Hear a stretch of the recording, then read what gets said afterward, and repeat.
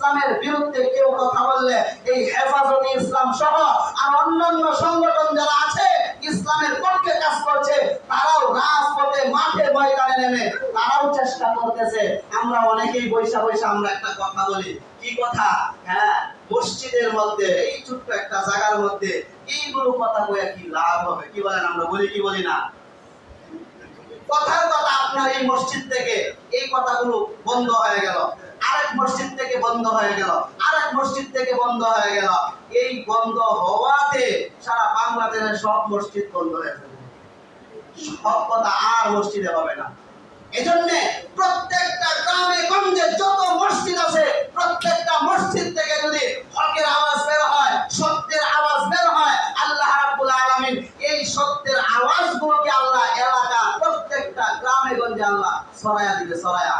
তখন বাতিলরা বলবে, হাই, ডান দিকে তাকাইলেও শুনি ইসলামের পক্ষে লোক আছে, বাম দিকে তাকাইলেও শুনি ইসলামের পক্ষে লোক আছে, সামনে তাকাইলেও শুনি ইসলামের পক্ষে লোক আছে, পিছনে তাকাইলেও শুনি ইসলামের পক্ষে লোক আছে। একটা ছোট্ট কোণার ভিতরে মসজিদ, ওই মসজিদের ছায়া দেখি এখানে মুসল্লিরাও দেখা যায় ইসলামের পক্ষে কথা কয়, ওই জায়গার মধ্যে আমরা মাথা নাড়া দিয়ে কোনো কথা বলতে পারি না। এত কিছু এরা জানলো কেমনে? এই যে মিম্বরের মধ্যে হক কথা চলবে, আপনারা শুনবেন, তখন বুঝবেন যে কোনটা হক আর কোনটা বাতিল। কি বলেন? তাহলে মসজিদগুলোর মধ্যে হক কথা এটা বলতেই হবে।